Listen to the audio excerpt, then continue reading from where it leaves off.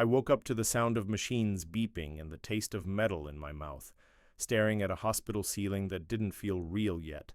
And the first thing I thought about wasn't the surgery or the pain radiating through my side, it was my house. Because the last thing the doctor told me before anesthesia pulled me under was that I'd be here longer than expected, and somehow that thought made my chest tighten more than the stitches ever could. My phone was on the small plastic table beside the bed, screen dark, dozens of missed notifications. I hadn't had the strength to check yet, and when I finally reached for it, my hand shaking slightly, I had no idea that one message buried among the hospital updates was already changing my life. Hey everyone, welcome back to HOA Backdoor Stories. If you're new here, subscribe to the channel and hit that notification bell. Before we start, let me know in the comments, what country are you watching from? And what's your HOA horror story? Let's jump into today's episode. The subject line read, Notice of Emergency HOA Meeting. And at first I assumed it was another automated message, another pointless reminder about lawn maintenance or parking violations, because that's what the HOA always did. They spammed, they threatened, they fined. But I was in a hospital bed after major surgery, and there was no universe where I thought they could touch me right now. I was wrong. As I opened the email, my heart started racing, not from fear at first, but confusion, because the meeting had already happened, scheduled and completed while I was unconscious in an operating room, and according to the attached document, several urgent decisions had been made regarding my property, my home. The one I had lived in for 9 years, the one I paid every mortgage payment on time for, the one I kept pristine enough that even the most aggressive HOA inspections had struggled to find fault. I scrolled down slowly, every word blurring as pain medication and adrenaline fought inside my body, and that's when I saw it, a single sentence buried deep in legal-sounding language that made my stomach drop. Due to homeowner noncompliance and abandonment, the board has voted to initiate repossession proceedings. Abandonment.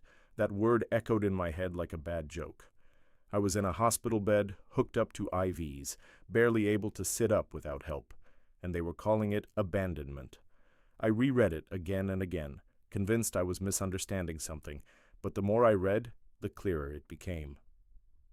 While I was under anesthesia, the HOA board had held an emergency vote, claimed I had failed to respond to notices, and decided my home was eligible for seizure under HOA bylaws.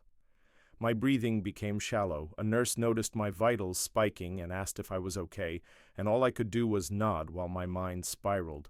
I knew this HOA. I knew the people on that board, especially Linda. Linda was the HOA president, a woman who treated authority like oxygen, who walked the neighborhood with a clipboard like it was a weapon, who smiled while issuing fines and called it community care.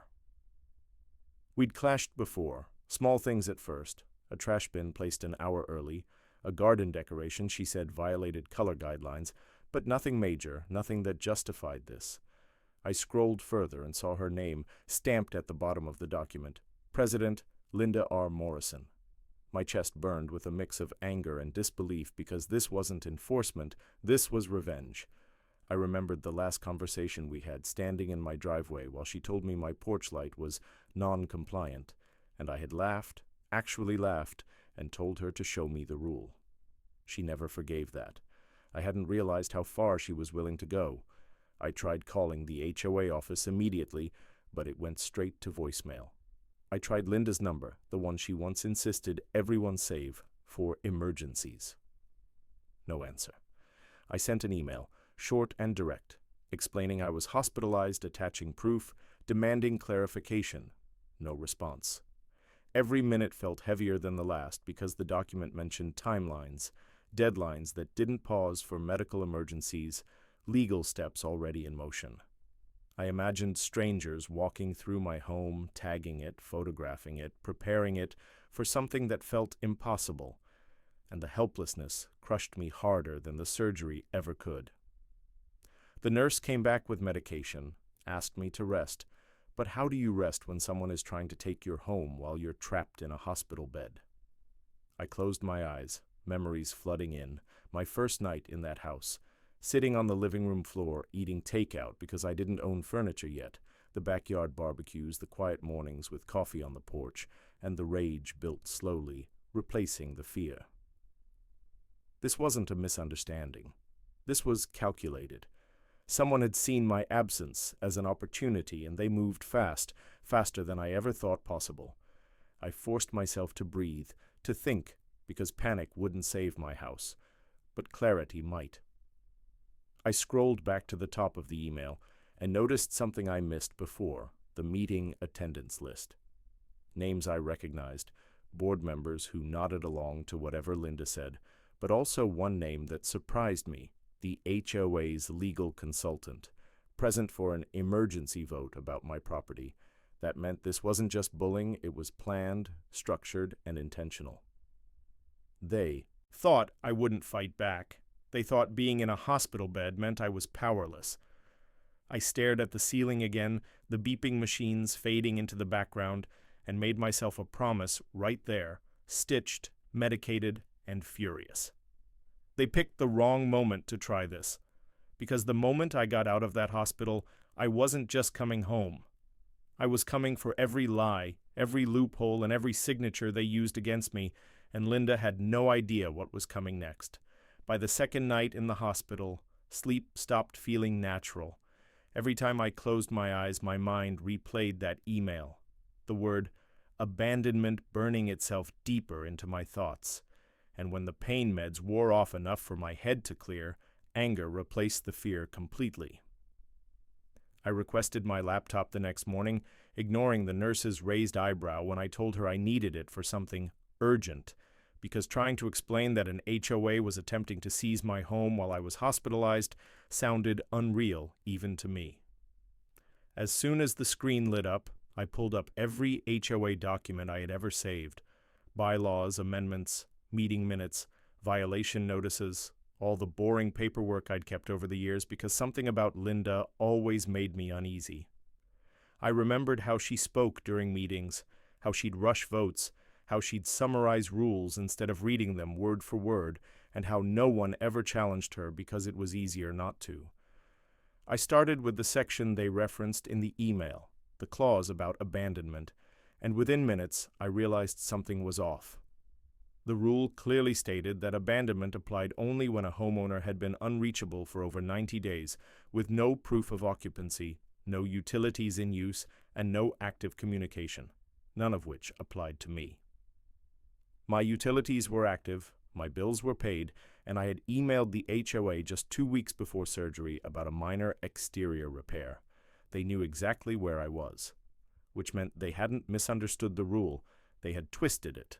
I dug deeper, cross-referencing meeting records, and that's when a pattern started to emerge, not something dramatic on its own, but unsettling in how consistent it was. Over the past 3 years, Linda's HOA board had initiated similar emergency actions against 3 other homeowners, all during moments when those homeowners were temporarily unavailable, one during military deployment, another during a prolonged out-of-state work assignment, and one who had been caring for a sick parent. In every case, fines escalated quickly, deadlines were shortened, and legal pressure was applied before the homeowner could properly respond. 2 of those people had sold their homes under pressure. One had quietly settled and moved away. None of it had ever gone to court. I sat back against the hospital bed, heart pounding, realizing this wasn't about rules or community standards, it was about control. Linda had found a way to weaponize absence, to move fast and scare people into compliance or surrender before they could fight back. I scrolled through old emails and found something even more troubling. Notices sent at odd hours, deadlines expiring on weekends, certified letters sent while people were known to be away, all technically legal on paper but ethically questionable at best. This wasn't accidental, it was strategic. My phone buzzed, and for a split second I thought it might be Linda responding, but instead it was my neighbor Mark asking how my surgery went. I hesitated, then decided to tell him everything, forwarding him the email, the document, the vote. His response came almost immediately, short and tense, saying he'd always suspected something was wrong with the HOA but never imagined this. He promised to keep an eye on my house, to document anything unusual, and that alone brought a small sense of relief, knowing someone was watching while I couldn't. By midday, I contacted a real estate attorney, explaining the situation in careful, factual terms, and the silence on the other end of the line after I finished told me everything.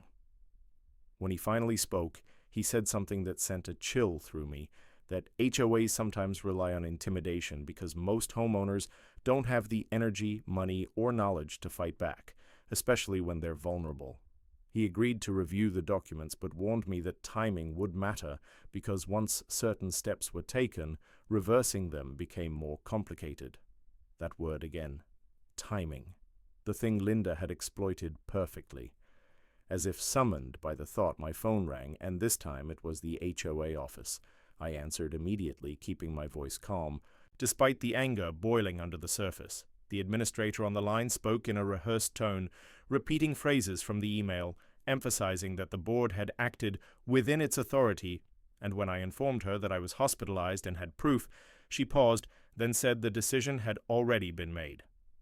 I asked to speak to Linda directly, and after a brief hold, her voice came on the line, smooth, controlled, almost cheerful. She told me the board had no choice, that rules were rules, and that personal circumstances couldn't interfere with governance. I asked her if she'd actually read the abandonment clause, word for word, and there was a brief silence, just long enough to tell me she hadn't expected that question.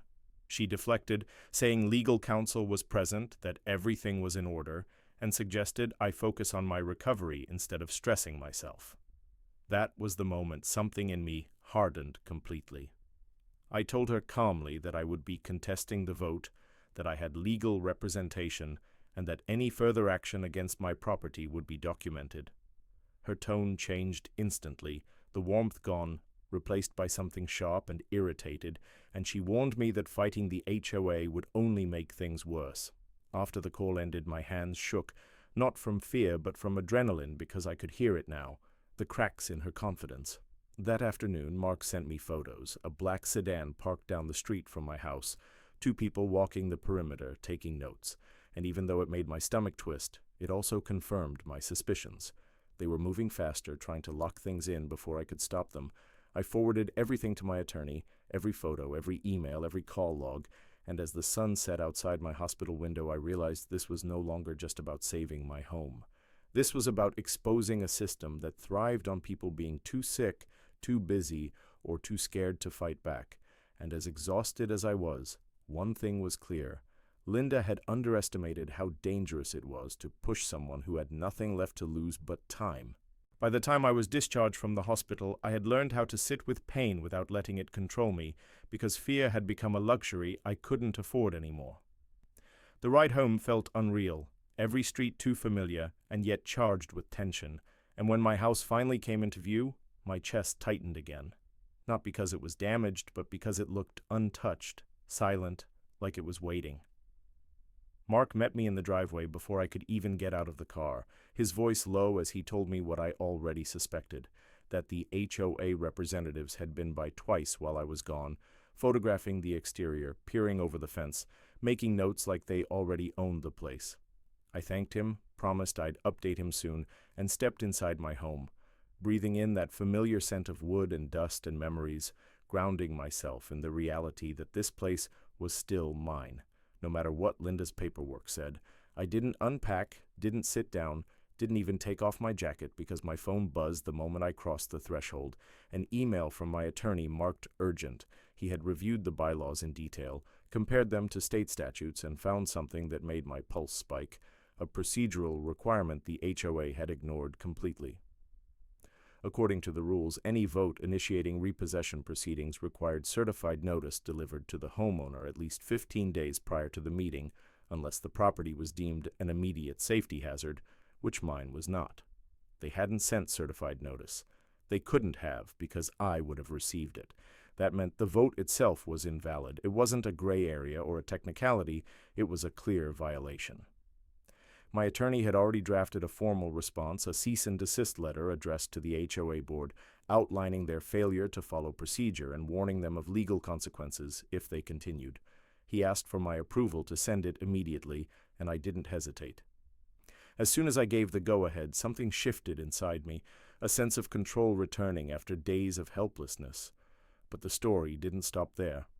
An hour later, my doorbell rang, and when I opened it, I found a woman standing on my porch I didn't recognize at first, mid-40s, professional, calm, holding a folder against her chest. She introduced herself as Rachel, a former board member who had resigned 2 years earlier, and she didn't waste time with small talk. She said she'd heard about what was happening through Mark and felt she needed to speak up. We sat at my kitchen table, and she opened the folder, revealing copies of meeting minutes, emails, and handwritten notes she'd kept from her time on the board. She told me she left because of Linda, because meetings had stopped being about the community and started being about power, and because she'd watched Linda push through decisions that benefited no one but herself and a small circle of loyal board members. Rachel explained that the legal consultant listed as present at the emergency meeting had been overused in similar situations, brought in to intimidate rather than advise, and that Linda often framed issues as urgent to bypass normal notice requirements. She had warned the board it would eventually backfire. They hadn't listened.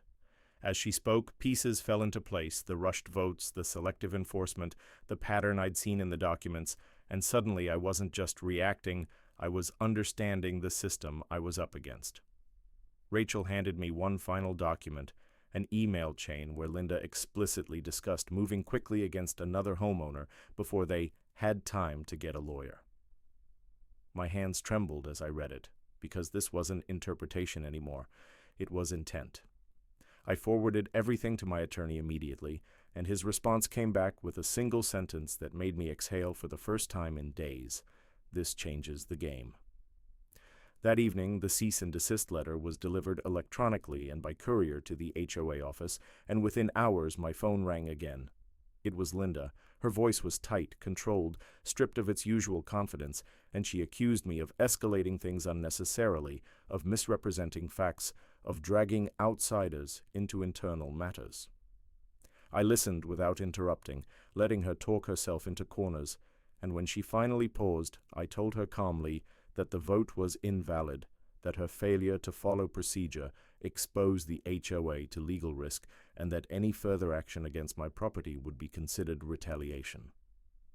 There was a long silence, longer than any we'd shared before, and then she said something that confirmed everything Rachel had told me, that she had been trying to protect the community from homeowners who didn't respect authority. I corrected her, saying homeowners weren't required to respect authority, only the law.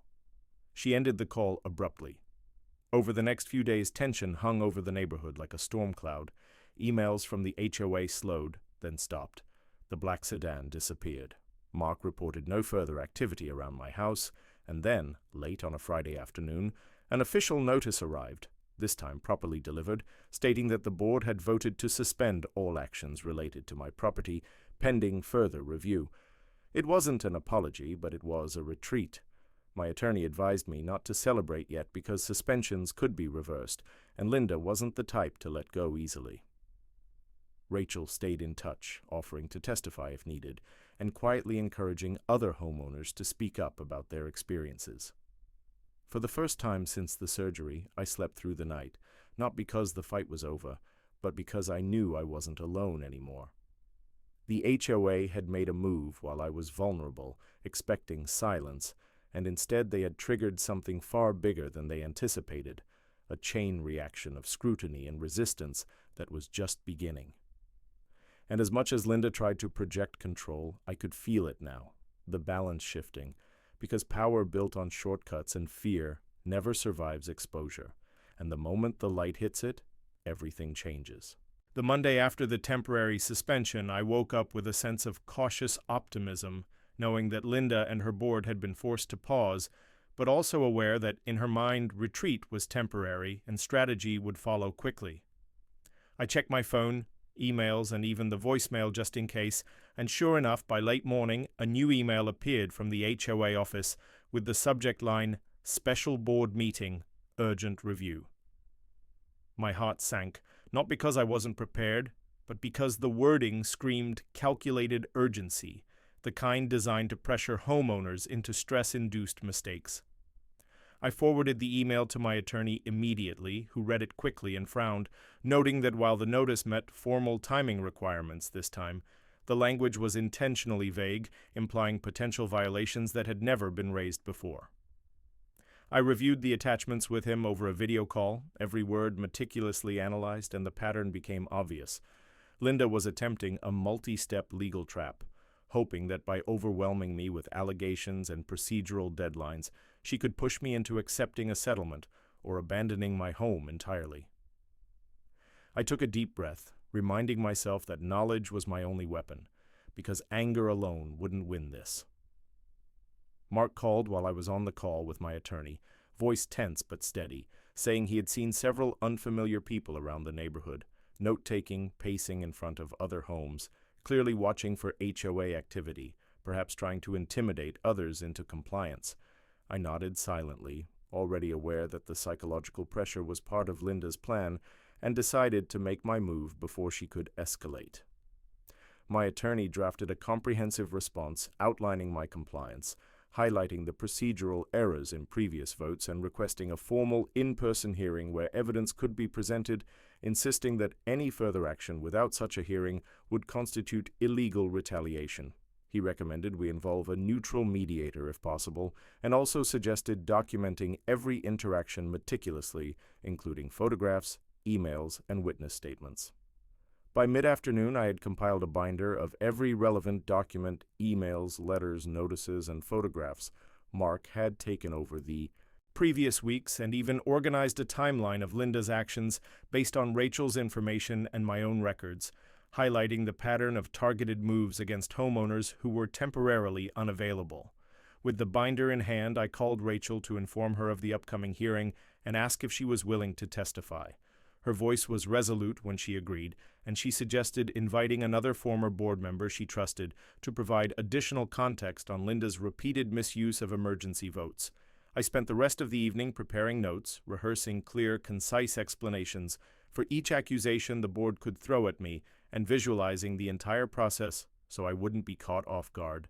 The next morning, the day of the hearing, I arrived early, laptop, binder, and a quiet determination that had hardened into something resembling strategy rather than desperation.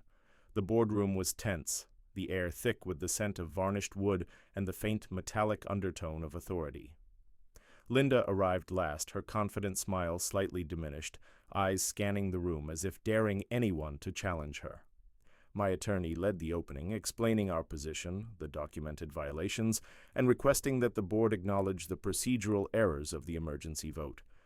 Linda tried to interject, claiming urgency and citing bylaws selectively, but my attorney immediately countered with direct references to exact clauses, timelines, and previously overlooked requirements, and I watched as her expression shifted from confidence to frustration.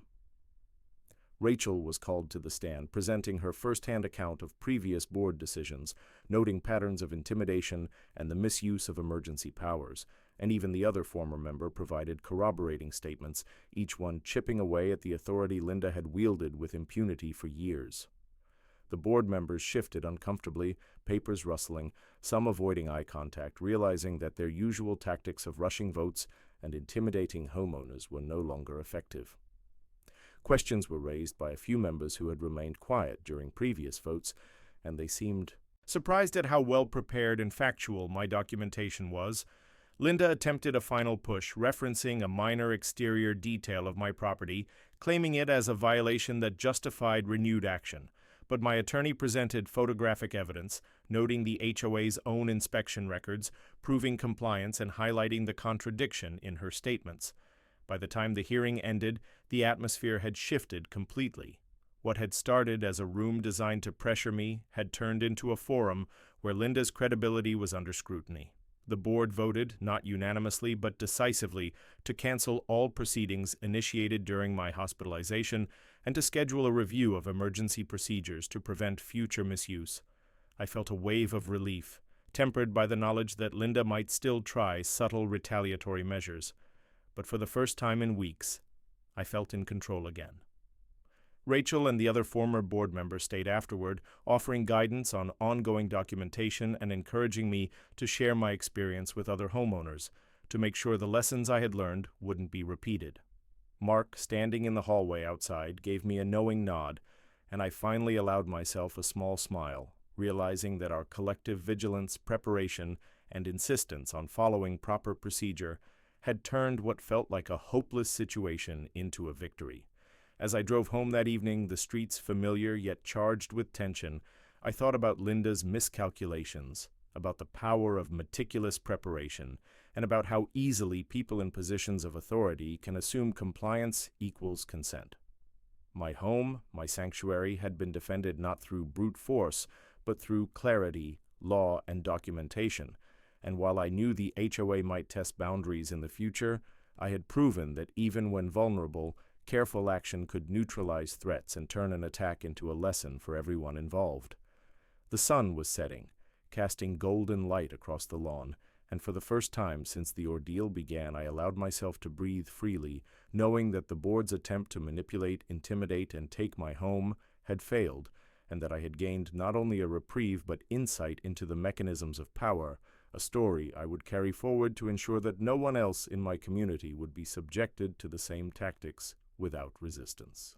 The days after the hearing felt strange, almost surreal, because while the immediate threat from the HOA had been neutralized, I knew this wasn't the end of Linda's attempts, just a temporary setback, and that understanding her next move before it happened could make the difference between peace and another legal nightmare.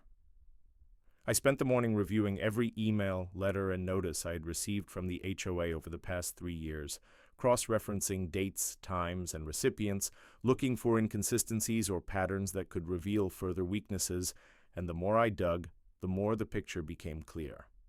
Linda and her inner circle operated on assumptions that homeowners would not challenge them, would not read the bylaws, and would not document their actions. They counted on fear and inertia, not on legality, to enforce their control. I made notes of each loophole, each procedural error, and began planning how to leverage them if she tried anything again. That afternoon I received a call from Rachel, her voice low but urgent, telling me that she had overheard a discussion among current board members during a neighborhood inspection, casually mentioning a plan to initiate a minor violation review on my property to test the waters, probably expecting me to ignore it or accept the fine quietly. I smiled grimly, grateful for her vigilance, and immediately documented the conversation, adding it to my growing binder of evidence. Over the next few days, Mark helped me conduct discreet surveillance of the property, taking photos of anyone approaching, noting license plates, and keeping a log of unusual activity. It was tedious work, but knowing I had concrete proof made me feel more empowered than I had since the hospital. Meanwhile, my attorney began drafting a comprehensive guide for me, detailing how to respond to any future emergency notices, how to force procedural compliance, and how to escalate matters legally if Linda or the board attempted to bypass rules. The instructions were precise. Never ignore a notice, never respond emotionally, always document, and always reference the exact clause in the bylaws that protected my rights. It felt almost like assembling a manual for surviving the HOA's tactics, but the more I followed it, the more confident I became. One evening, while reviewing past violation notices, I noticed something that stood out. A recurring minor complaint about an exterior decoration that had never been enforced consistently across the neighborhood. Cross-referencing the dates with board meetings, I realized it was only ever enforced against a select few homeowners, myself included, whenever someone was temporarily absent or otherwise vulnerable. That was the pattern Linda had relied on, and now I had it documented with dates, photos, and witness statements. I decided to test the waters, submitting a formal inquiry to the board about why enforcement had been inconsistent, framing it as concern for fairness rather than a direct challenge, and requested a written explanation. Within 48 hours, I received a vague response, carefully worded to avoid admitting wrongdoing but revealing exactly how they justified selective enforcement. I forwarded everything to my attorney, who nodded in approval, saying we now had proof that selective targeting was part of a deliberate strategy. That night, I sent an email to the neighborhood mailing list, carefully crafted to inform residents about their rights under HOA bylaws, emphasizing fairness, procedure, and transparency without naming names but highlighting the types of situations that had been abused in the past. I hoped it would plant seeds of awareness, making it harder for the board to act unchecked in the future.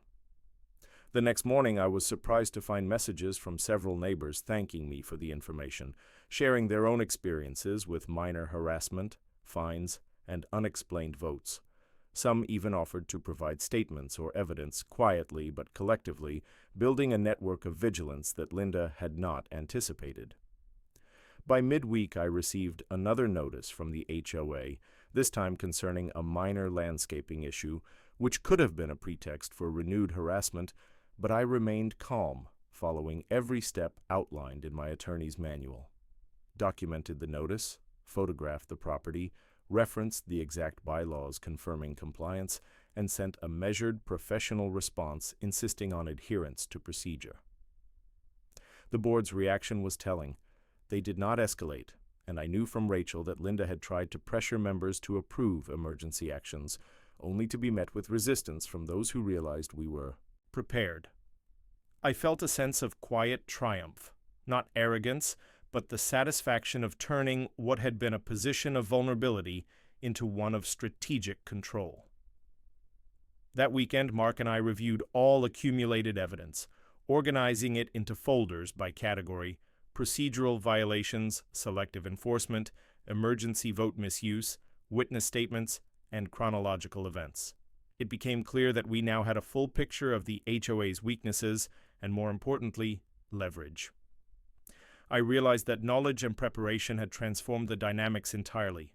Whereas Linda had relied on fear and quick decisions, we had time, evidence, and allies. Late that Sunday evening, I drafted a letter, concise but firm, addressed to the HOA board, detailing each violation, referencing bylaws, documenting evidence, and explicitly stating that any future attempts to bypass procedure would result in immediate legal action. I attached photos, emails, witness statements, and even included notes from Rachel and other former board members. I clicked send, and for the first time since the ordeal began, felt a sense of security, not because the threat was gone, but because the power balance had shifted. Linda could no longer assume compliance. She now faced a homeowner fully prepared, legally backed, and supported by the community. That night, as I walked through my home, the golden light of the setting sun falling across the living room, I realized that the fight had evolved from reactive survival to proactive control. I was no longer responding to crises. I was shaping the narrative, creating safeguards, and ensuring that the HOA's misuse of power could be challenged effectively in the future. Every corner of my house, every photo, document, and email had become a shield, and the knowledge that other homeowners were quietly watching, prepared to support fairness, made me feel less isolated than I had during the hospital days. I finally allowed myself to relax, though not entirely, because I knew Linda would be calculating, waiting for the smallest opportunity to strike, but this time we were ready. The next chapter of this battle would be one of vigilance, strategy, and exposure, and I felt prepared to continue, confident that the combination of documentation, legal counsel, community support, and careful planning had transformed what began as a desperate struggle into a position of strength and influence, setting the stage for the final confrontation that would determine whether the HOA could continue its pattern of intimidation or be held accountable for its actions. The weeks following my carefully documented letter were tense, but unlike before, the tension was not a weight pressing down on me. It was a measure of control, a clear indicator that Linda and the HOA board were no longer acting on impulse, but calculating every move with the knowledge that their actions would be scrutinized, and the first sign came in the form of a formal reply to my letter, carefully worded, defensive in tone but noticeably cautious, admitting no wrongdoing while acknowledging receipt of my evidence and promising to review internal procedures to ensure compliance with bylaws, and while it might have seemed like a small victory, to me it was monumental because it signaled a shift in power. I knew from Rachel that this level of acknowledgement was rare, especially without immediate compliance, and that Linda had likely spent hours crafting language to protect herself while subtly conceding that her previous actions were vulnerable to challenge. Over the next few days, neighbors who had previously remained silent began contacting me quietly, sharing their own experiences, asking questions about rights, procedures, and how to document potential violations, and it became clear that my efforts had sparked awareness in the community, a ripple effect that strengthened the collective position against abuse of authority. Encouraged, I organized the evidence into a digital archive accessible to my attorney, making it easier to reference in case the board attempted any further action. I also scheduled a formal meeting with the remaining board members to discuss procedural improvements, insisting that all emergency votes follow strict legal guidelines and that any future actions affecting homeowners include proper notice, documentation, and opportunity for response. The meeting was tense, Linda present but noticeably subdued, her usual confident posture replaced by tight shoulders and a measured tone, and for the first time I observed her faltering under scrutiny rather than directing it, as board members themselves questioned past emergency actions, procedural inconsistencies, and the selective enforcement of minor violations. Rachel attended as a witness, calmly, providing historical context where needed, and the collective effect was that the board began acknowledging gaps in governance they had previously ignored, and while no formal apology was offered, procedural improvements were agreed upon and documented, effectively closing the loopholes that had been exploited during my hospitalization. In the weeks that followed, I continued documenting every interaction, maintaining open communication with neighbors, and quietly educating others about their rights, creating a network of informed homeowners prepared to respond collectively if any member attempted to abuse authority again. The sense of empowerment was palpable, and it transformed the neighborhood atmosphere from one of fear to cautious vigilance. Linda, realizing her previous tactics were ineffective, shifted her strategy, reducing aggressive actions, consulting legal counsel before sending notices, and avoiding unilateral emergency votes. And while she maintained her role as president, her influence over the board and the neighborhood had been checked, demonstrating that careful preparation, documentation, and strategic alliances could effectively counter intimidation. I also took time to reflect personally, realizing that the ordeal had changed me, not just in knowledge of HOA procedures, but in understanding the power of persistence, clarity, and courage in moments of vulnerability, and I recognized that fear and inaction were the true vulnerabilities that opportunistic authority figures rely upon, not my absence or medical condition. One morning, a notice arrived from the HOA outlining the new procedural guidelines, including mandatory certified notices for emergency votes, documentation of all board discussions, and explicit protection for homeowners unable to attend due to legitimate circumstances, and while mundane in tone, it represented a structural change directly resulting from my efforts, marking a victory not just for myself, but for the neighborhood. I shared the document with Rachel, Mark, and a few proactive neighbors, explaining the significance and encouraging ongoing engagement, and the collective sense of accomplishment was undeniable, a tangible shift from fear to empowerment, with the knowledge that future attempts at abuse would be far more difficult to execute. That evening, as I walked through my home, sunlight spilling across the living room floor, the weight of past weeks lifted, replaced by quiet satisfaction, a feeling that comes from knowing you have faced a formidable challenge, remained patient, acted decisively, and achieved a positive outcome while maintaining integrity and composure.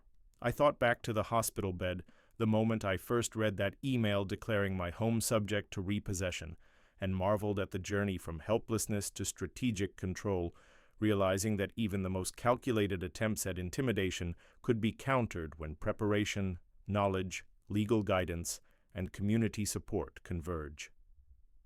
The house felt different now, not because it had changed, but because I had changed, and I knew that the story of those days, the careful documentation, the strategic moves, and the unwavering commitment to fairness and legal process would remain a reference for anyone facing similar challenges, a testament to resilience in the face of bureaucratic abuse.